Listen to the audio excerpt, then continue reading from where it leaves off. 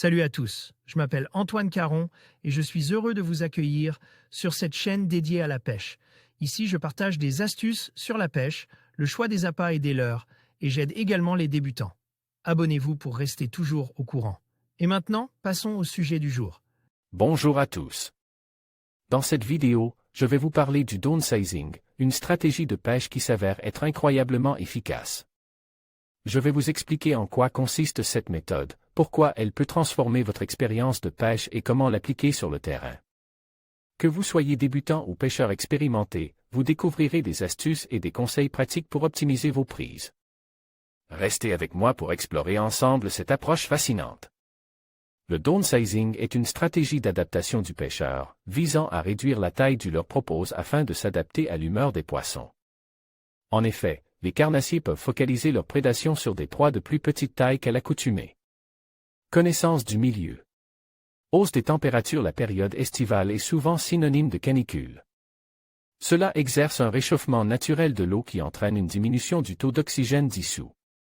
La conséquence peut être une certaine léthargie de la jante piscicole.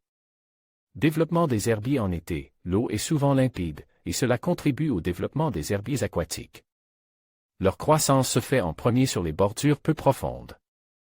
Leur densité varie en fonction de la nature du fond.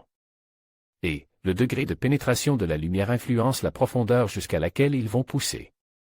Les herbiers offrent des caches, des postes de chasse, de l'oxygène, le pêcheur ne doit jamais les négliger. Taille des proies de mars à juin. Les poissons blancs comme les carnassiers se sont reproduits donnant naissance à une manne d'alevins. À fin août, ils ont grossi pour atteindre une taille entre 3 à 5 cm. Habitat favori des alevins. Les alevins affectionnent des bordures peu profondes et ou encombrées où ils pourront trouver un refuge très vite. Les grands classiques sont la bordure d'une plage en pente douce, une mise à l'eau bateau en milieu urbain, les herbiers. Il est facile de les observer à l'aide d'une paire de lunettes polarisantes. Le downsizing pour quel carnassier? Tous les carnassiers sont susceptibles de focaliser leur chasse sur des proies plus petites. Les alevins seront plus cibles par la perche commune ou le black bass que par le silure. Néanmoins, il n'est pas rare de piquer un brochet sur un montage drop-shot destiné à la perche. L'observation, la clé vers le downsizing. Vous saurez que vous devez mettre en œuvre une stratégie de downsizing en analysant votre pêche. Mon parcours habituel. J'aime observer régulièrement la rivière et son évolution dans le temps. Je prends des notes sur mon smartphone et les retranscris sur un carnet de pêche. Le fruit de ces observations m'aide à en comprendre le fonctionnement pour au final prendre plus de poissons. Je traque essentiellement la perche. Les structures susceptibles d'abriter ce carnassier sont nombreuses, au fond, blocs rocheux, escaliers descendant sous l'eau, cassures. Herbiers, arbres et autres obstacles urbains immergent. La taille réduite des postes, à cette époque, fait que j'utilise peu les poissons nageurs. En effet, ces derniers ne disposent pas de l'espace suffisant pour entrer en action. En conséquence, je monte plus souvent en bout de ligne un leurre souple sur une tête plombée. Un cas concret pour mieux comprendre. Lors d'une session avec mon pote Nicolas, je constate au bout de 30 à 40 minutes que la majorité des touches aboutissent à un ferrage dans le vide. Elles sont franches mais sans que l'on puisse les concrétiser. Il nous fallait trouver le petit plus qui permettrait de concrétiser les attaques. En prenant le temps d'observer le milieu, je constatais la présence de nombreux alevins proches de la surface. Leur taille avoisinait les 2 à 3 cm. Ce regroupement de fourrage ne pouvait pas être ignoré des perches qui abondent sur mon secteur.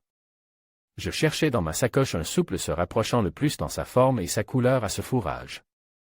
C'est ainsi que je finis par monter un shad impact, Ketek, en 2 pouces coloris sexy shad. Cette couleur imitant le mieux les alevins que j'observais. Dès la première coulée je rentre du poisson. La plupart des prises ont le leurre en bord de gueule. J'en déduisais que le modèle en 3 pouces précédemment utilisé ne devait être saisi probablement que par la queue. Et que, dès que nous tendions la ligne, la perche relâchait sa proie. En 2 heures de pêche, ce jour-là je capturais plus de 25 poissons. Se remettre en cause perpétuellement, il faut sans cesse se questionner, analyser sa pêche pour progresser. Nous avons essayé différents coloris pour identifier celui qui assurait le meilleur rendement. Plomblé pour comprendre si une animation saccadée ou au contraire planante jouait sur le rendement. Montage, certains jours le drop shot donnait mieux que le linéaire. d'identifier la tenue des persides. Profondeur pour savoir où elle évoluait. Animation, rapide, lente, insistante, pour les faire réagir. Nous avons régulièrement tendance de remonter la taille de notre souple. Les leurres en 3 pouces faisaient généralement chuter le nombre de captures, mais ce n'est pas grave si dans le même temps la taille moyenne augmente. Il n'en fut rien. En un mois, j'ai capturé plus de 360 perches dont quelques jolies prises au milieu de la troupe des petites et moyennes. Les techniques ou animations gagnantes.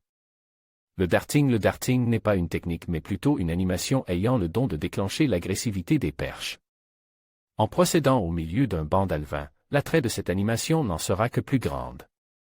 Suivant les conditions, il faudra réaliser des animations sèches ou au contraire lentes, proches du fond ou d'un obstacle connu ou repéré avec vos lunettes polarisantes. Certains jours, les touches interviendront sur le fond ou à sa proximité immédiate, et à d'autres moments plus haut dans la colonne d'eau. Le poids de la plombée permet de rendre le leurre plus planant ou à l'inverse, plus saccade. Il faut chercher, expérimenter pour trouver ce qui les rend dingues. Le drop shot, mon pote Nicolas est un expert dans ce domaine, j'ai beaucoup appris à ses côtes. Il utilise cette technique tant en prospection que pour insister sur un poste d'on.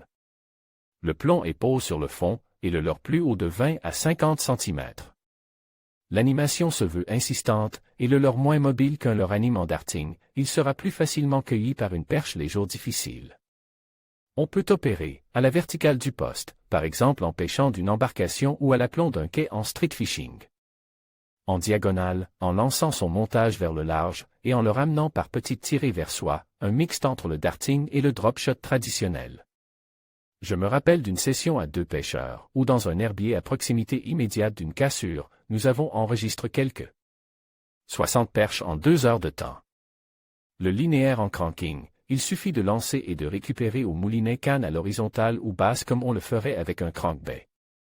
Façon Mormanie, la canne vers le haut, une succession de tirées suivies de relâchés accompagne. Je préfère cette animation qui a su décider plusieurs perches, surtout les jours où j'explorais le large en lançant au milieu du chenal de navigation. Les contraintes du downsizing. Le vent, l'utilisation d'un leurre souple en 2 pouces impose l'usage de petites tétées plombées dont le poids n'excédait pas 5 grammes. En présence de vent viol soufflant en rafale, les distances de lancer vont se réduire drastiquement. La plupart du temps, j'en suis réduit à explorer des postes en bordure, presque à mes pieds. Il y a la solution d'alourdir sa tête plombée, mais dans ce cas, on peut modifier fortement l'apparence de la nage. Et enregistrer des refus car la nage n'est pas assez naturelle. Une option possible, pour contrer ce désagrément, est de pêcher en drop shot. Le poids du plomb peut être important, 10 grammes, sans que cela ait de l'influence sur la taille du souple et sa présentation. La fragilité du leurre, un leurre souple en 2 pouces est plus fragile que le même modèle en 4 pouces. Cela est encore plus vrai avec un modèle gorge en attractant. L'attractant est une substance chimique ou un arôme naturel, ail, calamar, anis, visant à faire garder en bouche plus longtemps le leurre. Il laisse dans l'élément liquide une trace olfactive pour attirer un carnassier. L'attractant est un avantage indéniable quand les touches sont timides. Lorsque les touches sont plus franches, vous pouvez opter pour un modèle à la gomme dure qui résistera mieux dans le temps. En conclusion, il faut savoir observer et analyser sa pêche, pour, en l'absence de touches ou en cas de nombreuses touches manquées. Savoir prendre la décision de descendre en taille. La période estivale et de début d'automne me semble le moment opportun pour tenter une stratégie en downsizing, en particulier, du fait de l'abondance des alevins. Article rédigé par Franck Labadie. En conclusion, le downsizing se révélait être une stratégie de pêche efficace qui permet non seulement d'optimiser les prises, mais aussi de préserver les écosystèmes aquatiques. En adoptant des techniques adaptées et en utilisant des équipements plus légers, les pêcheurs peuvent cibler une plus grande variété d'espèces tout en minimisant leur impact sur l'environnement. En intégrant cette approche dans nos pratiques de pêche, nous contribuons à un avenir durable pour nos ressources halieutiques. Merci de nous avoir suivis et à bientôt pour de nouvelles découvertes sur la pêche.